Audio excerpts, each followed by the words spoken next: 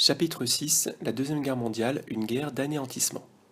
Ce chapitre est le troisième du premier thème d'histoire traitant de l'Europe, un théâtre majeur des guerres totales.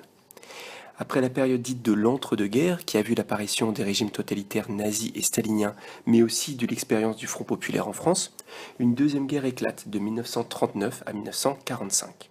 Comme l'indique le titre du thème, l'Europe fut un théâtre majeur de cette guerre, plus violente encore que la première. On peut même à certains moments parler de guerre d'anéantissement. Pourquoi? Tout d'abord, il faut voir les causes de la guerre, mais également les forces en présence. En Europe, les causes de cette guerre sont très liées à la fin de la Première Guerre mondiale. L'Allemagne a été humiliée par la paix du traité de Versailles en 1919. Et l'un des objectifs de Hitler, lorsqu'il arrive au pouvoir en 1933, est de prendre sa revanche. Prendre sa revanche contre la France surtout. D'autre part, les nazis veulent aussi conquérir un vaste espace vital à l'est de l'Europe, pour le peuple allemand. Hitler l'écrivait déjà dans Mein Kampf, 10 ans plus tôt. D'autre part, en Asie, l'autre théâtre majeur de la guerre, le Japon a entrepris depuis plusieurs années une politique d'expansion. En 1937, il attaque la Chine, son ennemi juré, et envahit une grande partie du pays. Cette puissance montante menace également de plus en plus les riches colonies européennes de la région. L'Allemagne, le Japon, ainsi que l'Italie ayant les mêmes ennemis, la France ou l'URSS, vont s'allier pour former l'Axe. Face à eux s'organisent des forces alliées composées au départ de la France, du Royaume-Uni, de leurs immenses empires coloniaux, ainsi que de la Pologne, de plus en plus menacée par l'Allemagne. Vous verrez dans la leçon 1 de quelle façon la Deuxième Guerre mondiale se déclenche. Voyons maintenant quelles ont été les grandes étapes de la guerre. Nous les verrons en trois parties.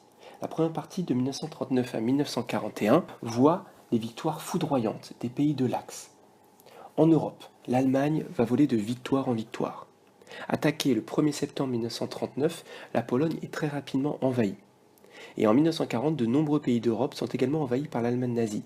D'abord au nord de l'Europe, le Danemark et la Norvège, puis surtout à l'ouest avec l'attaque des Pays-Bas, de la Belgique et de la France en mai 1940. La France est vaincue en quelques semaines et capitule. Les Allemands utilisent pour cela la technique de la Blitzkrieg, la guerre éclair, qui consiste à utiliser les avions et les chars pour frapper l'ennemi et occuper rapidement le terrain avec l'infanterie. Hitler est alors maître d'une grande partie de l'Europe et il va alors lancer l'attaque de l'URSS en juin 1941 avec une immense armée de plusieurs millions d'hommes afin de conquérir l'espace vital dont il avait rêvé et de vaincre également le communisme.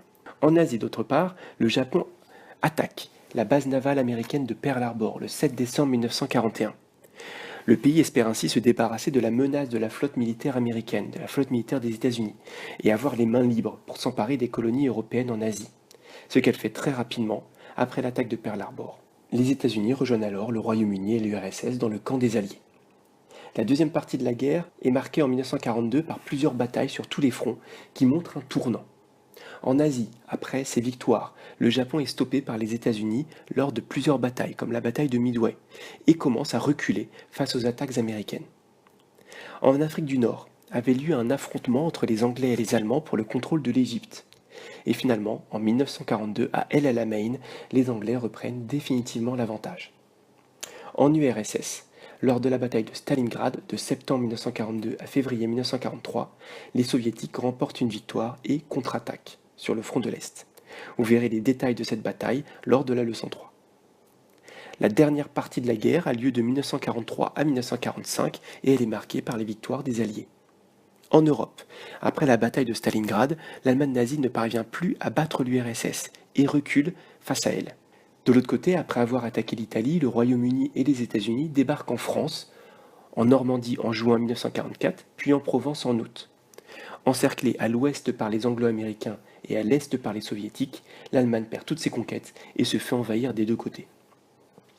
Après le suicide de Hitler en avril, l'Allemagne capitule sans condition aux Alliés le 8 mai 1945.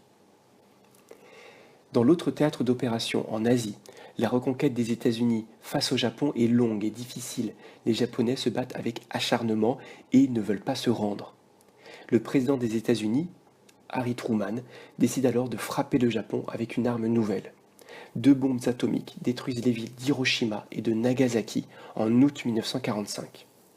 Comprenant alors qu'il ne peut plus lutter, le Japon capitule à son tour. C'est la fin de la Deuxième Guerre mondiale. Après avoir vu les grandes étapes de la guerre, il convient de s'interroger sur la nature de celle-ci. Nous avons parlé dans la problématique de guerre d'anéantissement. Pourquoi parle-t-on de guerre d'anéantissement? Il faut d'abord comprendre que la Deuxième Guerre mondiale est une guerre idéologique, c'est-à-dire on se bat également sur le terrain des idées. Par exemple, les nazis combattent pour gagner un espace vital, pris sur des peuples inférieurs, les Russes. Ils se battent également pour détruire le communisme et détruire les juifs.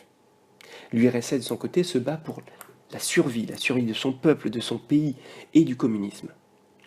Enfin, les alliés américains et les alliés britanniques combattent au nom de la démocratie, des droits de l'homme et de la paix. Deuxièmement, pour faire triompher leur idéologie, les pays cherchent à mobiliser toutes leurs ressources et toute leur population pour gagner. C'est la guerre totale dont on avait déjà parlé lors de la Première Guerre mondiale. Cela veut dire que l'ensemble des sociétés sont mobilisées. Les femmes sont mobilisées dans les usines de munitions.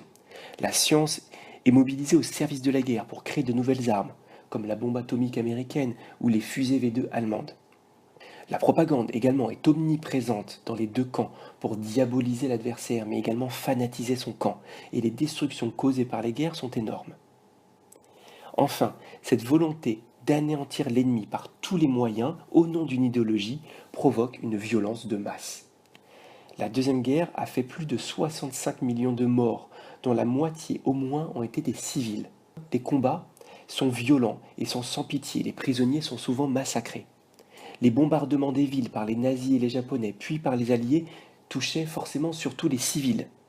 Enfin, des persécutions, des massacres ont eu lieu, massacres de civils, surtout de la part des Allemands et des Japonais. Ce qui fait qu'en 1945-1946, des criminels nazis vont être jugés lors du tribunal de Nuremberg. Vous étudierez dans les leçons 4 et 5 la bataille de Stalingrad comme exemple justement de cette guerre d'anéantissement basée sur une idéologie. Cas à part et particulièrement monstrueux de cette guerre d'anéantissement, les nazis vont se rendre coupables d'un génocide envers deux populations. Des juifs d'une part, persécutés depuis l'arrivée au pouvoir de Hitler en 1933, et les tziganes d'autre part, des populations nomades d'Europe considérées comme inférieures par les nazis.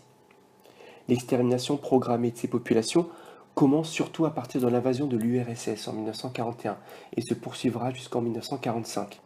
Elle concernera tous les pays d'Europe occupés par les nazis et causera au total la destruction de 5 à 6 millions de juifs et 240 000 tziganes.